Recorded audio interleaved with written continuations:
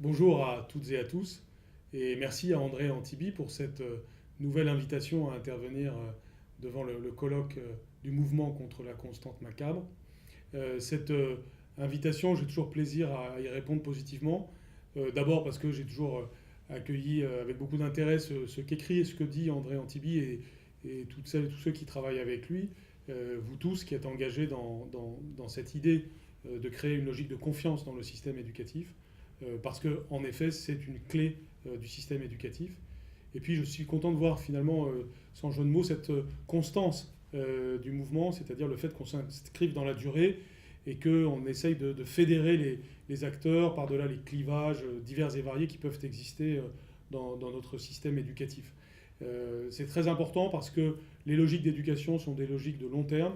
Et aujourd'hui, finalement, j'ai envie d'insister sur la question de la confiance. La confiance, c'est peut-être ce dont nous manquons le plus aujourd'hui. C'est la confiance du système en lui-même, c'est la confiance du système en ses acteurs, c'est la confiance des acteurs envers les autres, du professeur vers l'élève évidemment, mais aussi de la famille vis-à-vis de l'institution et vis-à-vis des professeurs, et de l'élève envers le professeur, et finalement, in fine, la confiance de l'élève en lui-même, qui est finalement le but que nous recherchons. Il faut donner un contenu à cette confiance, il faut créer ces logiques positives. Et je pense que ça passe par plusieurs choses qui sont poussées par le mouvement et peut-être aussi par d'autres choses que l'on peut ajouter et sur lesquelles on peut avancer dans les temps qui viennent. Je pense en particulier non seulement à la question du contrat de confiance, aux objectifs qu'on fixe à l'élève, au fait qu'on le rend responsable de sa progression et qu'on lui fixe des critères pour cela, qu'on lui donne des points de repère, que l'on aille toujours dans le sens d'une évolution et d'une évaluation positive qui servent à l'élève, ce qui d'ailleurs aussi peut avoir un impact sur notre façon de concevoir l'évaluation des professeurs et leur méthode aussi, ce qui est un point très important. Et donc cette question de la confiance peut finalement être au centre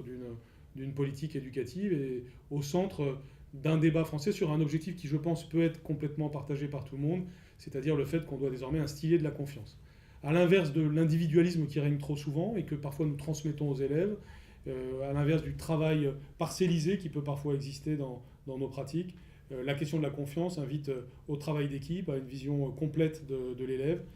Elle invite aussi à la diversité des excellences, c'est-à-dire à reconnaître que